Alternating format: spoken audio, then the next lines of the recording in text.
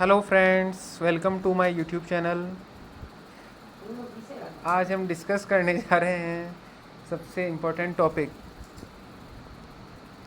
जो कि हमको सबसे पहले जब हम CSIR नेट मैथमेटिक्स की प्रिपरेशन करते हैं तो उसमें हमको सबसे पहले वो चीज़ पता होनी चाहिए कि उसका पेपर पैटर्न कैसा होता है, कितने क्वेश्चंस आते हैं, उसमें से कितने हमको अटैम्प्ट करने होते हैं और कितने मार्क्स का वो होता है और कितने नंबर हमारे आएंगे तो उसके आसपास हमारा सिलेक्शन हो सकता है। तो कट ऑफ्स तो चेंज होती रहती है, बाकी पैटर्न क्या है उसका मैं आपको आज इस वीडियो में बताना चाहूँगा। तो आपको वीडियो पसंद आए तो शेयर, लाइक्स और सब्सक्राइब ज़रूर करें, ठीक है। तो सबसे पहले होता है उसका पार्ट ए, जो कि जनरल एप्टीट्यूड का होता है। उसमें टोटल नंबर ऑफ़ क्वेश्चंस होते हैं 20, उसमें से हमको अटैम्प्ट करने होते हैं 15 और पर क्वेश्चन होता है 2 मार्क्स का। तो टोटल मार्क्स होते हैं इसके 30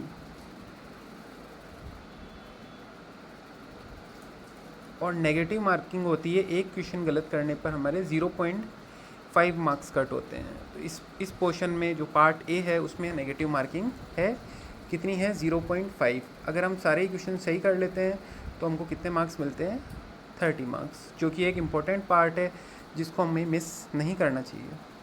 पार्ट बी और पार्ट सी दोनों में मैथमेटिकल साइंस के क्वेश्चंस आते हैं, जो कि 4 यूनिट में है, जो सिलेबस हम डिस्कस करेंगे अगले वीडियो में। सब पार्ट बी में 40 क्वेश्चंस होते हैं, उसमें से हमको केवल 25 ही अटैम्प्ट करने होते हैं। तो देखिए कितने छोड़ने हैं हमको, 15 क्वेश्चंस के आसपास हमको छोड़ें तभी भी हमारा काम हो सकता है। और पर क्वेश्चन होता है 3 मार्क्स का। तो टोटल कितने मार्क्स हमको इसमें मिल सकते हैं 75 मार्क्स। और नेगेटिव मार्क्स एक क्वेश्चन गलत करने पर हमारे कितने नंबर कटते हैं 0.75। तो इस पार्ट से हमको कितने नंबर मिल सकते हैं 75। नेक्स्ट पार्ट सी में आते हैं हमारे पास में 60 क्वेश्चंस, जिसमें से हमको केवल और केवल 20 ही अटैम्प्ट करने होते हैं, 40 क्वेश्चन उसमें से छोड़ने हैं। तो इस पेपर पैट में हमको ये ध्यान रखना है कि कितने क्वेश्चंस छोड़ने हैं हमको, और कौन से टॉपिक जो भी टॉपिक हम कर रहे हैं उसको हमको अच्छे से करना है। और वहीं जाके जैसे लीनियर अलजेब्रा है जिसमें से ज़्यादा क्वेश्चंस आते हैं, रियल एनालिसिस है, कॉम्प्लेक्स एनालिसिस है, ओडी पीडी है, तो इनमें से आपको 20 क्वेश्चन के आसपास मिल ही जाते हैं। तो उन टॉपिक्स को हमको अच्छे से कर लेना है। और भी टॉपिक्स हैं जो मैं आपको बताऊँगा आगे। तो यहाँ पे पर क्वेश्चन होता है 4.75 मार्क्स का, लेकिन इस पार्ट में हमको ध्यान रखना है कि इसका जो नेगेटिव मार्किंग है वो क्या है 0, यानी कि हमको 20 के ही 20 क्वेश्चन अटैम्प्ट करने ही हैं, क्योंकि इस पार्ट में कोई भी नेगेटिव मार्किंग नहीं है। तो टोटल क्वेश्चन कितने हैं आएंगे एग्ज़ाम में 120, हमको अटैम्प्ट कितने करने हैं 60, टोटल मार्क्स का पेपर कितने का होगा 200 मार्क्स। 200 मार्क्स में से कट ऑफ इसकी अगर आप देखेंगे आसपास, तो अगर आप 120 के आसपास भी नंबर लाते हैं जनरल कैटेगरी में तो आपका सिलेक्शन करीब करीब हो जाता है नेट JRF का। कट ऑफ जो है वेरी कर सकती है अलग अलग पेपर्स में। तो हमको ध्यान रखना है कि इसमें हमें सारे ही क्वेश्चन अटैम्प्ट करने हैं पार्ट सी में। पार्ट बी में जो क्वेश्चंस आते हैं वो अटैम्प्ट करने हैं, पार्ट ए में जो क्वेश्चंस आते हैं करीब करीब वो अटैम्प्ट करने हैं।